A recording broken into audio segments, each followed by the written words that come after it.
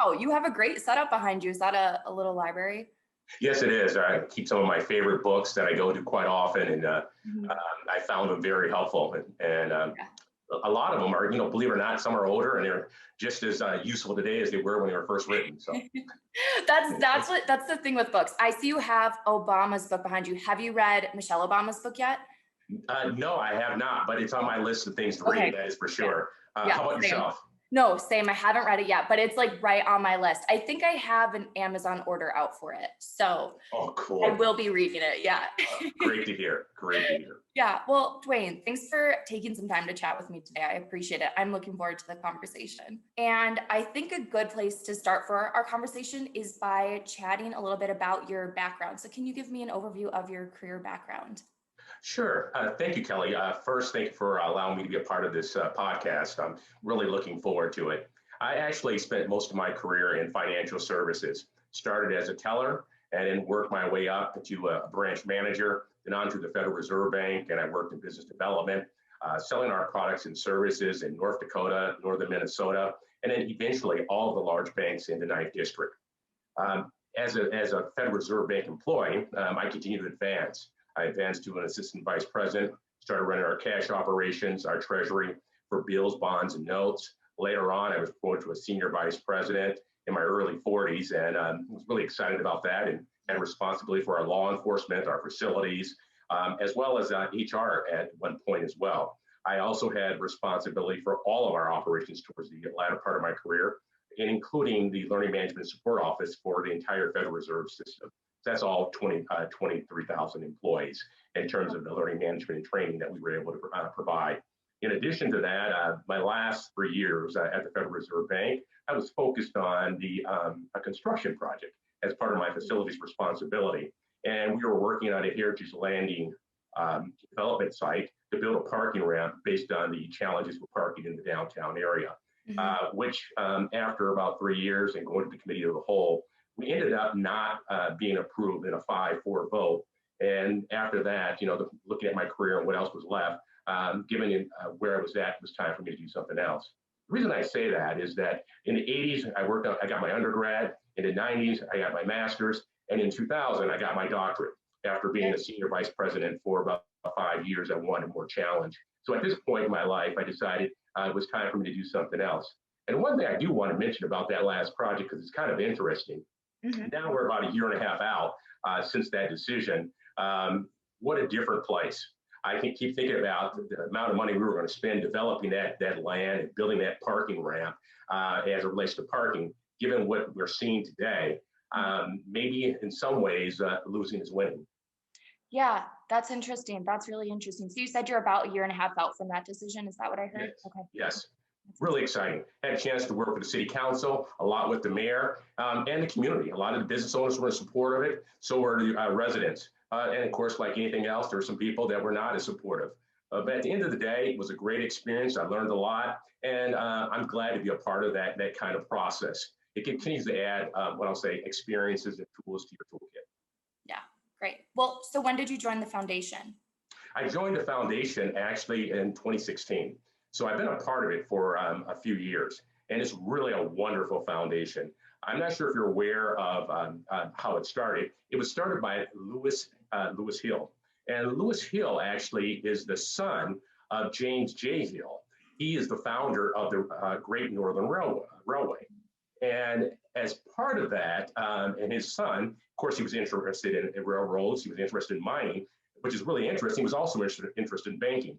And he looked in 1934 and what was going on in that region and wanted to do something as it related to economic revitalization. In addition to that, he looked at the citizens in that area, in that region, and wanted to see what he could do to improve the standard of living for the most vulnerable people in those communities. And he started the Northwest Area Foundation. What's really interesting about it, he started it with about $10,000. Today, our foundation and our endowment is worth more than 400 million. What it really goes to show is that basically, in over 80 years, if you invest, and remember, we've been giving grants, doing mission investments the entire time, and today that particular endowment is over $400 million. Yeah, I mean, let's talk a little bit about the impact that the Northwest Area Foundation has. From your standpoint, what is the most meaningful impact that it has? There's so many things to talk about in terms of Yeah. its impact, but I'm going to talk a little bit about our priority communities. Our priority communities are Native American, communities of color, refugees, immigrants, and people in rural areas. Mhm. That's where we focus, where we're trying to lift up their standard of living, where we're trying to weigh in, not only with our financial capital, our intellectual capital, and our political capital. We're trying to open access. That's one of our priorities. We're also looking at expanding work opportunities, financial inclusion, and supporting enterprise development. Those are our organizations that are providing opportunities in our region. I do want to mention our region because I didn't mention that early on. So when you think about the region, it includes Minnesota, North Dakota, South Dakota, Montana, Idaho, Oregon, Washington, and Iowa. And included in that are 76 nations that are within that geography. It's pretty incredible. And when we think about our investments, for the last 10 years, we have actually, in terms of our grants, over 40% of our grant dollars go to Native-led organizations. We're really excited about it. At the end of the day, we support change makers who are rebuilding, reimagining our communities, and try to create opportunities for all. Mhm. That's great. That's great. So, to dive into that a little more, so now you're chair of the investment committee, right? So, I'm curious what you hope to bring to that role and how your background prepared you for that role. Yes. If you look at my entire career, I've always been on the side of when I say diversity, equity, and inclusion. Mhm. If you look at the work that I've done at the Federal Reserve Bank, as it relates to standing up the first Office of Minority and Women Inclusion, you look at in terms of the hires and the things that I push for, and a lot of it's based on growing up in Duluth. It's been in that space.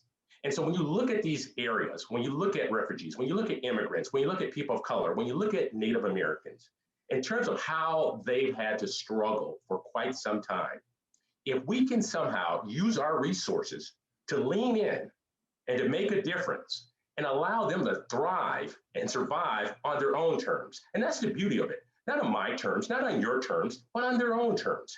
We're providing the resources to allow that to happen. We do it through our CDFI, so Community Development Financial Institutions. We're doing that in terms of what kind of technical assistance that we can provide. So what we want to do as it relates to investments, the only way that we can do that is we have to continue to, I'll say, earn in our investments more than we pay out each year. And one thing is that we pay out over $20 million every year. Even with this social and racial reckoning that we're seeing in the country and what we experienced in 2020, instead of like pulling back, we put our foot on the accelerator. Mhm. Basically, we decided to add $2 million more in our grant making to our priority communities in their hour of need. We're doing that again in 2021. Our goal is to continue to push forward. This is the time that we must be bold. But if I'm going to serve in this role, and if Northwest Area Foundation is going to be that voice for what I'm going to call equitable communities, equitable opportunities, then we've got to do something with our investments. And so what we've done, we've been very clear with our investment managers, we've been very clear with our advisors, and we've been very clear with investment firms. We believe the people that manage our money should reflect the communities that we serve. And we've done a lot of work in that area, and we're going to even do more. So what we try to do is that we look at our mission investment, we look at our grants, we try to find out where we can lean in and where we can make a difference. We're starting to get some traction, but we need a lot of help. And when I say, yes, we're a mid-sized foundation. There are larger foundations. There are pension funds that people are managing. We've all got to weigh in to make a difference. And I believe we can. And we've seen it in our mission investment. We've seen it take traction. And really, by asking the questions, by talking about it, I think we can get people to move. We can get these investment firms to move. We can make sure that the leadership reflects our community, minorities and women. And that's something that we want to do. But there's an important part of this that I don't want to leave out. Recognizing that we have an endowment that we have to continue to grow into perpetuity. So what that means is that we've got to continue to, I'll say, earn more than we spend. And I can tell you our experience thus far, there's been no, I'll say, no change or loss in being more intentional in our investments. There's been no change in applying a DEI lens to how we invest that endowment. Mm-hmm. Mm-hmm. Yeah, I did want to ask about, current ongoings in Minnesota and nationwide, and if that has changed how your investment committee approaches, what communities to give grants to or who you're going to direct resources to. And it sounds like it has. It has, yes. Our priority communities are solid, but in terms of how aggressively we're trying to push, I can say it's changed dramatically. Mm-hmm. When you think about the role, we all must do something bigger than ourselves. This time and where we are as a country, it's called for bold leadership. We have to somehow find ways to push the envelope. Mm-hmm.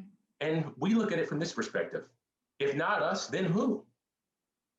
Mm-hmm. Well, that being said, how do you, as chair of the investment committee, plan to be a bold leader? How I plan as the chair of the investment committee is that I believe in bringing the best and brightest into the conversation. We don't have all the right answers. We recognize it takes a lot more time to find, I'll say, emerging investment managers. Mm-hmm. We recognize it takes more time to do research in terms of where we're going to invest. We recognize that through debate and discourse across the entire spectrum of organizations that are investments, not just foundations, but this includes business organizations. We want the best and brightest to bring ideas and ways of thinking about this and new protocols and procedures and how we can continue to advance this mission, because this is important. And if we don't continue to encourage others to get involved and share their wisdom and their thoughts, it's going to be really hard for us to have that V-shaped recovery that folks talk about. I do believe there will be a V-shaped recovery. I think 2021 is going to be a good year and a strong year. I think the challenges lie ahead. I am worried as I think about 2022. Mm-hmm. I think about all the things that we've done in 2020, what we're going to do in 2021. I think about the deficit. I think a lot about in terms of what the Federal Reserve Bank has done with its tools. We don't have as many tools in our toolkit. But the one thing we can do is kind of find ways to lift up our communities, our priority communities, immigrants, refugees, how we lift up people of color, Native American communities, people in rural areas. Mm-hmm. We've got to find ways to do even more. Great. Let's talk about those immediate years here. So 2021, this year, and 2022, what are your short-term goals for those years? Our short-term goals, the first thing is we've decided, we targeted how much of our investments, I'll say, that we should be with minority and women-owned firms, or at least led by women and minority firms. And we put that as a target. And that is a goal. We recognize it's going to be difficult to meet, but it's no different than what we're seeing from other organizations. Whether you're looking at Target or whether you're looking at General Mills or the work that's currently being done by Netflix in terms of moving 100 million into Black-owned banks. Mm-hmm. We recognize that we have to set up ambitious goals.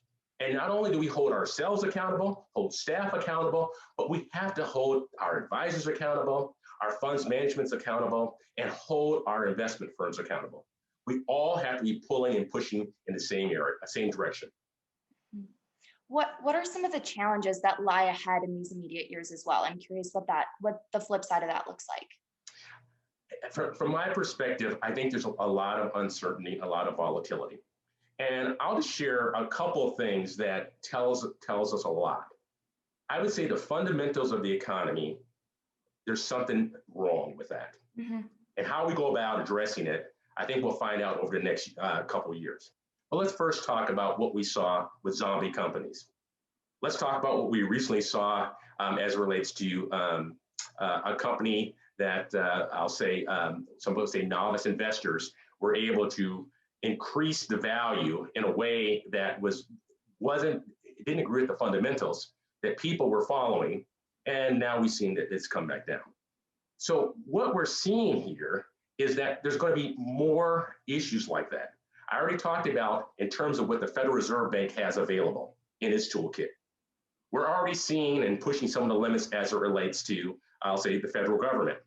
in terms of our stimulus, in terms of what's remaining and how we'll deal with that deficit. I think we're also seeing in terms of looking at investments, looking at all-time highs, in terms of the fundamentals and where some of the organizations are. And if I just talk about the energy sector and what we're seeing there are serious concerns. So what we have to do is we have to find a way to continue to invest, but at the same time, keep that risk that we're seeing on the horizon. How do we deal with that it doesn't affect us in a way that dramatically changes the way that we're granting and providing program-related investments. So we got to continue to make decisions. If you were to compare us to some of the other foundations, I'd say we probably take on a little less risk. And I think that will continue to be very important into the future. Okay, great. Well, let's shift to long-term goals. I'm curious, at the end of the day, when you're done with this role and you take a step back, what do you want your story to have been with the foundation? What I want the story to have been with the foundation, and really less about me, but more about what we've accomplished. And what I hope to see is maybe when we look at our priority communities, that we were able to make a difference. We were able to provide money when it really matters. It doesn't matter if we have grants and program-related investments during a time when there's not a great need. I've never seen the need being as great as it is today. And it's really helping people, really hurting people on Main Street. It's really helping people in those rural communities. We've seen the impacts of the immigrants and refugees and businesses that are barely hanging on.